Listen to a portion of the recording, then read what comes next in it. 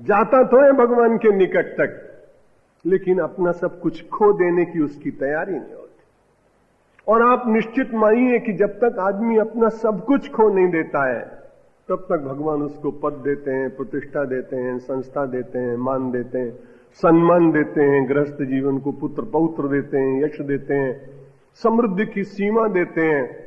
लेकिन हम सब लोगों को भी जो ये प्राप्त हो रहा है, जिस दिन हमारी पूरी तैयारी होगी कि महाराज अब आपकी कृपा मानकर ये सब हम करते रहे, अब आपकी ये कृपा नहीं चाहिए, इस कृपा को भी हम बड़ी कृपा नहीं मानते हैं, अब इस कृपा का अवरोध करके आप मुझे केवल अपने को ही दीजिए और मुझसे जो आप बदले में लेना चाहिए ले लीजिए, मैं बलिदान देने के लिए तैयार हूं। उस दिन परमात्मा खड़ा हो जाता है, या तो अंतर में प्रकाश रूप से आता है, या बाह्य जगत में आपका आराध्य आपके शीश पर करुणा का हस्त रख देता है, वरद हस्त रख देता है।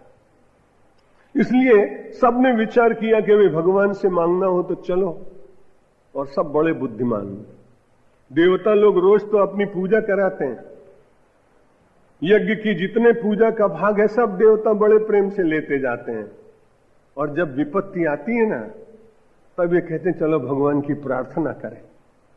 हमारी तरह ही देवता भी हैं। हम लोग भी सुख में रहते हैं तो बहुत कम लोग भगवान का उतना स्मरण करते हैं। जब दुख में होंगे तो कहेंगे 5 माला करनी चाहिए, 11 बार हनुमान चालीसा करनी चाहिए। जब बहुत सुख में होंगे तो अपनी पत्नी बच्चों से कहेंगे तुम जरा भगवान की पूजा कर लेना, ऑफिस में काम बहुत ज्यादा है, और ड्राइवर से कहेंगे जल्दी गाड़ी निकाल। सुख में तो चलते चलते भगवान का स्मरण होता है, और दुख में होते हैं तब लगता है कि अब दुख के समय शांति से भगवान का स्मरण करना चाहिए।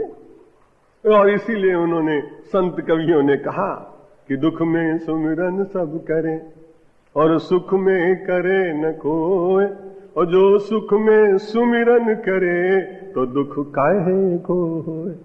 इसलिए आप तो प्रायः सभी सुखी लोग हैं और भगवान का स्मरण भी करते हैं, इसलिए चिंता की बात नहीं। लेकिन बाकी समाज के जो लोग हैं उनको बताते रहना कि भाई सुख में स्मरण करो।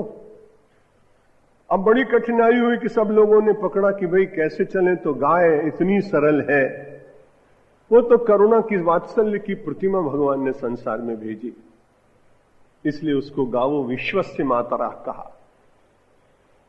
2 ही माताएं कहीं गईं, एक तो गाय के लिए कहा गया और एक गायत्री माता के लिए भी कहा गया। गाय के भीतर 33 कोटि देवताओं का निवास, ये कल्पना होगी, लेकिन उसका मतलब ये है यदि उसका एक एक रोम भी देखें तो समाज के हित के लिए समर्पित। ऐसी गाय, और इस देश में उसकी निरंतर प्रतिदिन हजारों की संख्या में वध, उसके पाप के कारण भी ये समाज अपना पिछले 50 वर्ष से निरंतर विपत्तियों का ही सामना करता है। नैतिक दृष्टि से भी हमारा अत्यंत क्षरण होता चला जा रहा है। लेकिन जब गाय के रूप में सबने कहा चलो, देवता गाय के रूप में पहुंचकर ब्रह्मा के पास पहुंचे। ब्रह्मा जी ने विचार किया कि भाई अपनी तो शक्ति अकेली इतनी है नहीं, इसलिए संगठन करना चाहिए।